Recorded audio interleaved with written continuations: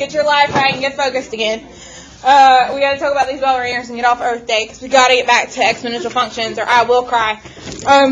Yesterday you missed out on this bell ringer. I'm going to discuss it with you quickly and we'll go over to the next one because Lord knows you need to move on. So yesterday's bell ringer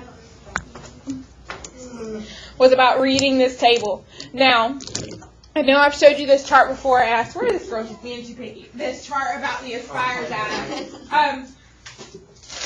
So third period grew a lot from the two Aspire data. You were at 12.5%, and now you're at 29% between the two Aspire tests we've taken. That's a great jump. You have the highest jump, I believe. Wait, what about what did we get when we get I the don't know, highest second jump? is pretty big. Yes, So I haven't done anything yet. What I'm going to say is on the third, whoever has the highest jump will get some sort of prize from me. Knowing me, some sort of dessert, because I tend to be a brownie, cookie, cake kind of person. First period got 0 and 1. First period doesn't have many people to test it. No offense, but everyone in the room here tests. First period, I have some juniors. I have some, I have a lot of juniors and stuff, so not that many people test. Oh, So, no offense. Jump that's not 0 to many 6. Well, mine's at 9. Why do you have 9? I have some ninth graders in second period, and I have some 10th graders, so they're in two separate things. Third period's all ninth.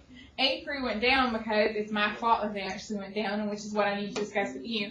The next time we take it, we've got to make sure, because some of the results are not showing. So, I know, for instance, Kiana never finishes, and I tell her not to officially close out. If you don't officially close out, for some reason they're not even going through it. I wish they would go through and close you out for me and automatically make you part of my results, but they're not. So they're not even counting you. So you would make us jump even higher. It's really impressive that you jump between the two because the second interim was much harder than the first interim. On the first interim, you had to get 18 questions correct to be considered passing. On the second interim, you only had to get 15. It was that much harder. So it's impressive that you made that big of a jump. But I'm saying all that to say, my second period is really good at this kind of thing. And there's a reason, and it's because they're really good at this kind of a question. And notice that any Aspire question tends to end up in a bell ringer. So obviously, this was supposed to be an easy one about reading a table, and we must have missed it. That's why I'm pulling it up today. So this is the second time I've actually used it in a bell ringer. I think we did it last week as well. Yeah, we did it last week. I thought got it so. last time. So this time it's worded a little differently. It said, the phrasing was different. Instead of saying, of those dogs who live in a 2-story home, it said, of those dogs who have a girth of this, meaning their neck is this wide. So you had to add up all the number of dogs with their necks that wide. So 19, 47, and 63. You get 129. And then they say, what percentage live in 2-story homes? So that's why I did like two overlapping things. So they overlap at 63. So 63 dogs live in 2-story homes of the 129. 63 divided by 129 is 49, so the answer is D. Now, why would I have guessed D anyway? If I was just using my guessing skills, why was D my guess? Why was it? Because it's over half, like 63 is over half, so 19 and 39 is the average. Oh, you're even thinking more mathy than I am. Just read the answer choices again. Why did I pick D anyway? Why are you saying it matched? What's the pattern? Is there a pattern? So ACT people, I don't know who you are, but you're super jamming loud. ACT people are super obvious with their answers. I know this is silly, but it's true. 9, 9, 9. There are 3 answers with 9s. I don't know if I could allow this. You're getting on my nerves. 4, 4. That's why I did 49. There were 2 4s in the front. There were 3 answers with 9s. That's why I'm doing 49. Seriously, sometimes when I don't know what to do, I look at the answer choices and they're pinpointing towards it. They're showing you it has to be 49. There's a pattern. Okay, what I'm looking for on 1A and 1B is a verbal expression. So actually written out on Josh's handwriting, 5 times x minus 7 times a plus 3. Like, you write out math. I see Gavin did it. If you've not done it, you want to check yourself. x minus 5 divided by a raised to the second power. Something like that is what I'm looking for on A and B. What is the answer to number 2?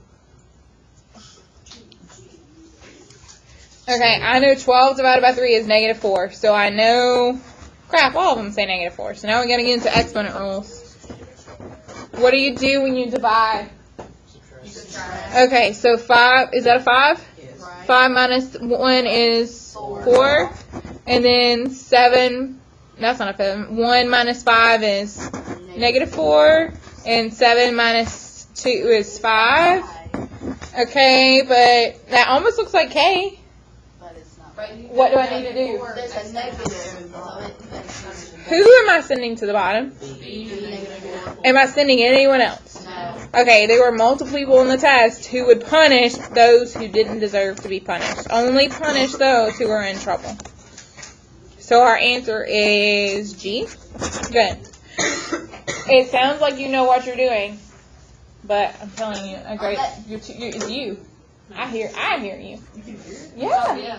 Yes. On the test, I was lost, but I got this. Okay, I know you got this. How could you have redeemed yourself on the test to earn back some points from me? Any thoughts? I know what Gavin did. Where could you have gotten bonus from me? The maze was definite straight up bonus, but how else could you have gotten bonus during the test period? What did you have to do that you had to do different than other tests? What was the difference? There was a last problem. What was it? Have you had a justification problem on a test before? No. So did I grade it that harshly? No. As long as you didn't do anything crazy, because I did have someone who tried to say x to the 5th plus x to the 2nd is x to the 7th. Well, that's crazy. We don't add our exponents. That's crazy. As long as you didn't do anything crazy, you didn't get anything counted off. In fact, if you not only came up with 4 decent examples, but used your words like Gavin did, I give you bonus for it. So, just so you know, the next test, there will be another justification question. You can tend to get bonus out of me if you do well on your justification question. If you rock it, I tend to fork out bonus points, even if I don't tell you about it beforehand. Now you know.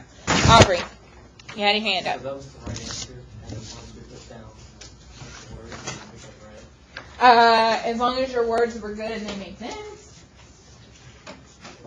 Okay, so today I want to do one thing only, and that is talk about exponential functions. It's going to take us a few minutes. I'm hoping not that long, as long as we focus.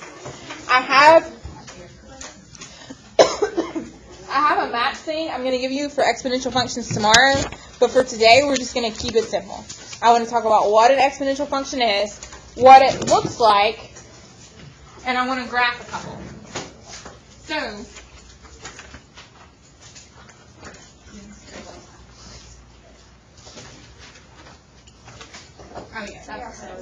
so I want to start by filling in this kind of thing.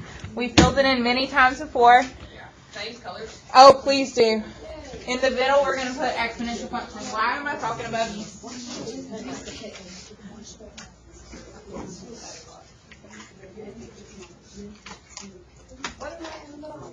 Exponential function. Hi. I'm gonna need your time for at least like 5 minutes straight with you just nodding. Okay. Maybe answering me. That's about it. I can't talk. Well, if it's math to me, then yeah. Okay, exponential function.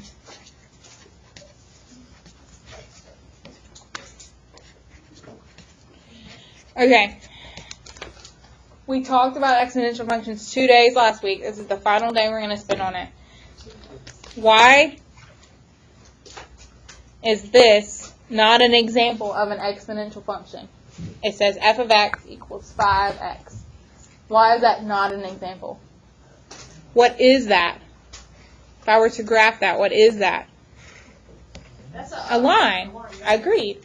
So is a line and an exponential function the same thing? No.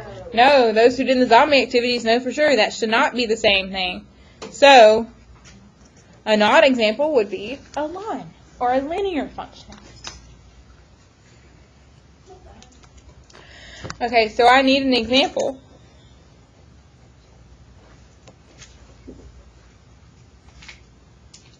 I need an example to fill in. What if I want 5? What do I need to do to make this an exponential function? What do I need to do if I want to make that an exponential function? 5 to the x power. That's the difference between a linear and an exponential. We actually have x in the exponent. That's why it's called exponential. So if we were to graph this, which we're going to practice doing in just a second, that's the big thing today is can you graph it? We either are going to have an exponential growth or exponential decay. So, and we'll talk about the difference between the two in a second, but for now, I'm going to put my first point is actually at 1. And then it's going to end up going up really high, really fast on the right. And it's going to come down really slow on the left. It's going to get closer and closer to 0, but it's never actually going to reach 0. When we did that string theory activity, why did we decide that it would never actually reach 0? You never have 0 string. No matter how many times you cut up the string and how tiny your pieces are, you're never going to have no string. The string's not going to magically disappear.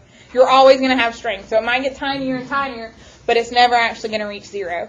So we're going to talk about how to make this graph in just a second. But as a reminder, you're still going to need your rules of exponents. For instance, if I came over here to -2, I would literally plug in a -2 for x. I would get 1 over 5 squared, which is 1 over 25, which is going to be a really small decimal. So no wonder we're getting really close to 0. Because when we go to the left, we're going to start having negative exponents. And when we punish those negative exponents, we're going to end up having really, really small decimals. Okay, so Aubrey's pretty much already filled in what we're going to write for the definition. For our definition, we're going to put an exponential function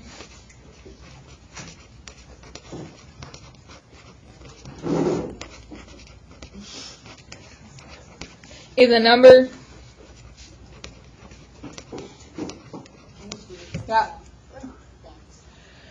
to the power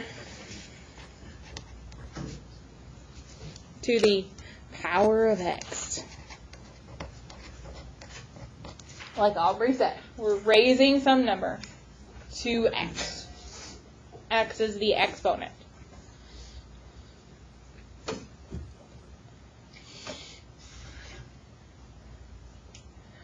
Okay, and we talked about how exponential functions actually happen in real life, like with the string, how we were growing with our number of pieces, or with the zombies, how they were growing super fast. We can see how this would actually occur in real life.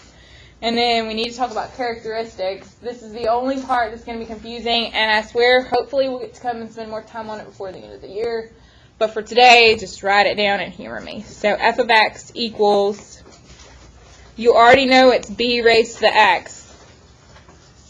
But I'm actually going to put an a in front. It's going to be a times b to the x. I know all our examples we did with the zombies was like 2 to the x. Actually, that was the one for the string too, I think. Like it kept being the same thing. I know we've not done with an a right there. We've just had a 1 for the a. But the a is our starting value.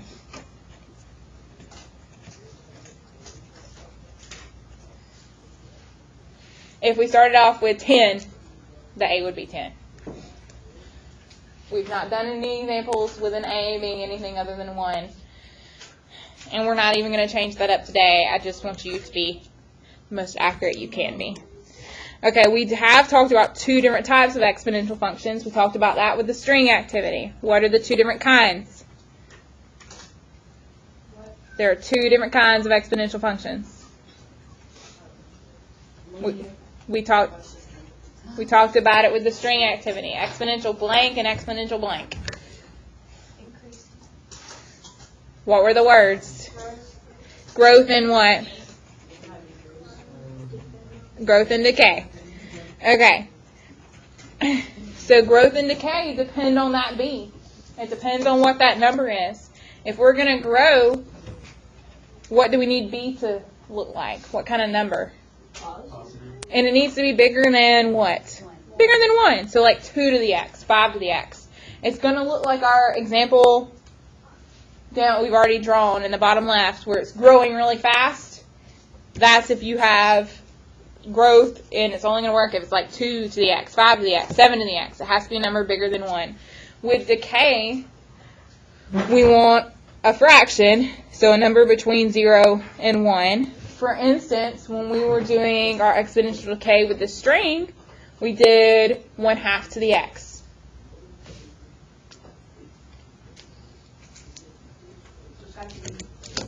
More than 0. More than 1. So it's either between 0 and 1, and it's a fraction, and it's decay. Or if it's bigger than 1, it's growth.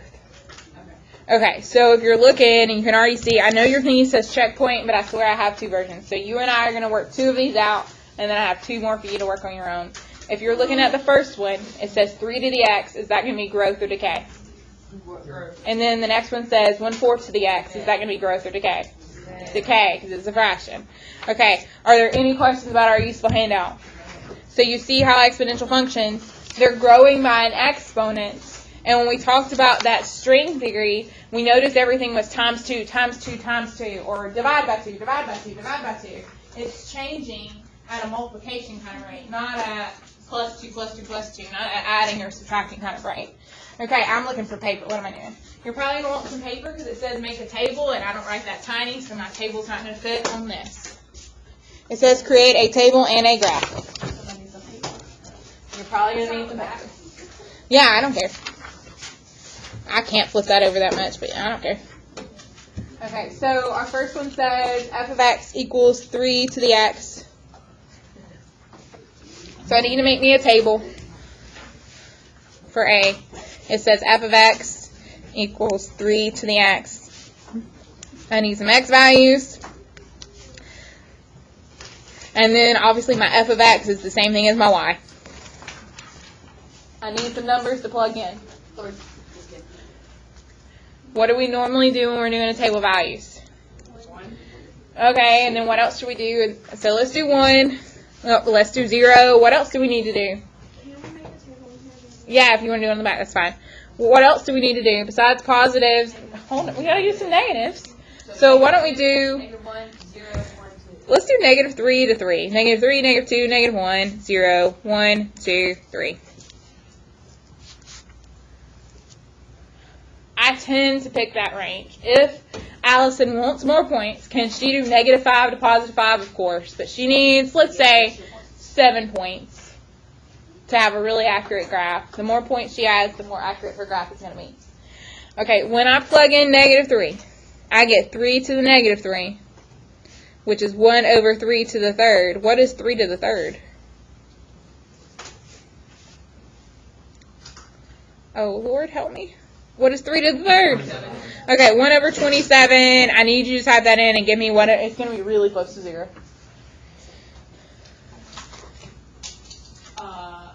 Point 0. 0 point. No, point 0. Point 0.04. Okay, so it's really close to 0. Basically, we're going to get as close to 0 as possible without touching 0. Okay, and then I need to do, yes, dear? Is the exponent a 3 or a 5?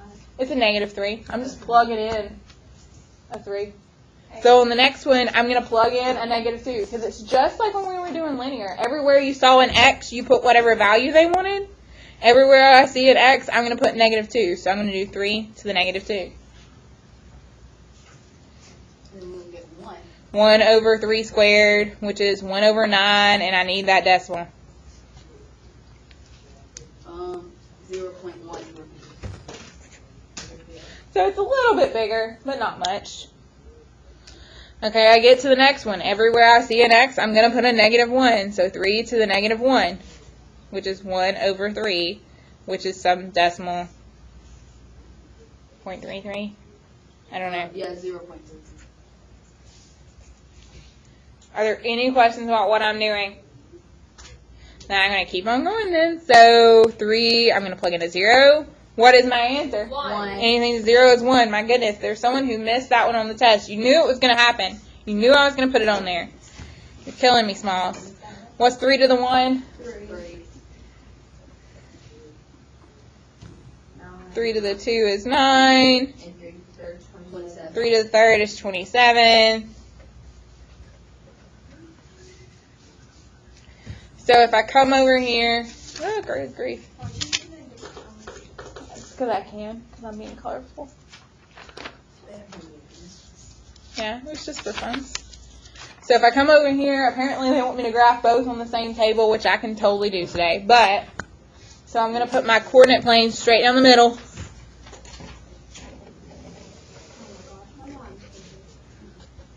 We'll somehow survive. So I'm going to do let's say an orange. That way I'll know it's an orange.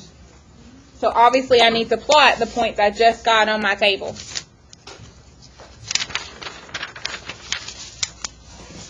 So for instance, I'm going to plot 0, 1. I'm going to plot 1, 3. So let's see, I did 0, 1. I did 1, 3. I need to plot 2, 9 over 2, up 9, 1, 2, 3, 4, 5, 6, 7, 8, 9. Mine doesn't have enough room for 9, so I'm just guessing. I sure enough don't have enough room for 3 to the third. I did 0, 1. I did 1, 3. I tried to do 2, 9 as best I could. 9's above my grid. And then there's no way I can do 3 to the third on there. It won't fit. So I'm going to have to go negative. Negative 1 and 0.33. Negative 2 and 0.1. Negative 3. And I'm getting even closer. It's like I'm getting closer and closer to 0, but I'm never actually going to touch 0. So if I connect my dots best I can, I end up having a graph like this. Notice, you and I just calculated it, that its intercept is at 1, because 3 to the 0 was 1. Are there any questions about how I got my orange graph? No, what? The intercept's at 1? Yes. So all I'm doing is making a table of values and then plotting those points. But I couldn't plot 3 to the third because there just wasn't enough room. Okay, are there, for real, any questions about the orange graph? Okay, then I'm going to do the exact same thing. Yes. So every time you do the tape, every time you have to graph, you have to do the table? Do you have to do the table? No. I think it's easier if you do, and I'm more likely to give you points if I see where on earth you came up with this. Do I have to make a table when I graph an exponential function? No. I just start going 0, 1 to 1, 3, 2, 9. Is there a pattern that I know now? Yes. Did I start out by making tables? Of course. Okay, so I need to make the same sort of table. I'm going to do negative 3, again, negative 3, negative 2, negative 1, 0, 1, 2, 3. If you want to be different and do negative 4 to 4 or whatever, it doesn't matter. Okay, so when I plug in a negative 3, I have 1/4 raised to the negative 3 power. This is looking kind of complicated.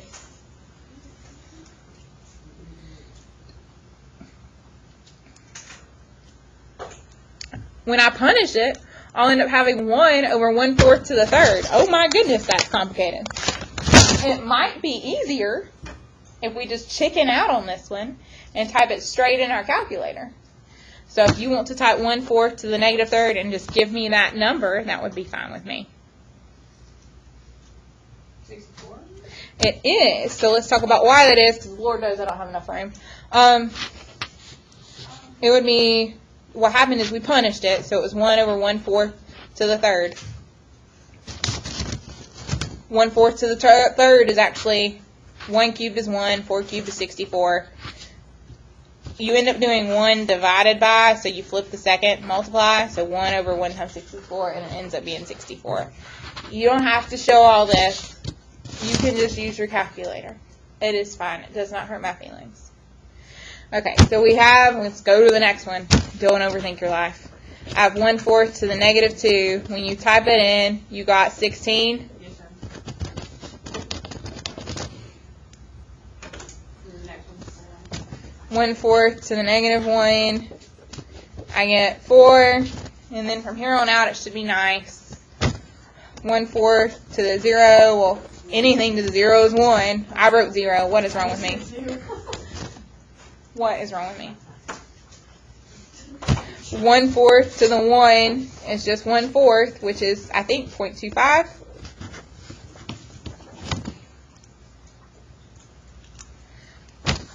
One-fourth to the 2, I get, oh my goodness, I think 1/16.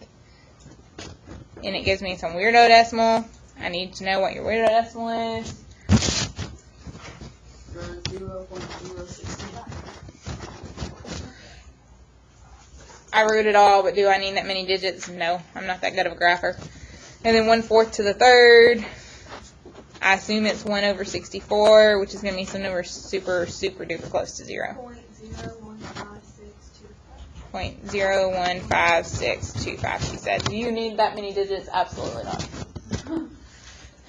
Okay, so if you're looking at your two tables together, one table started off with decimals and then got really high because that was exponential growth. That's why it got really high.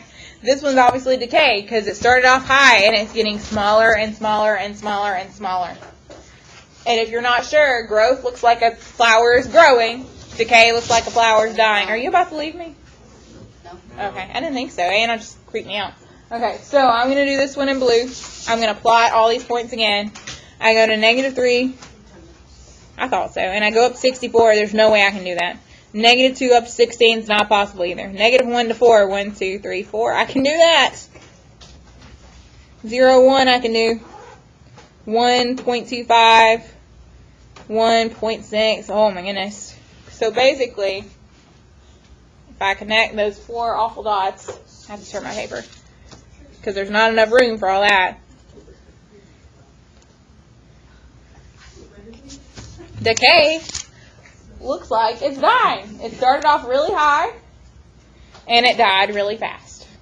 Decay looks like it's dying. Do you have any questions about our exponential growth or our exponential decay? Okay, then I have 2 more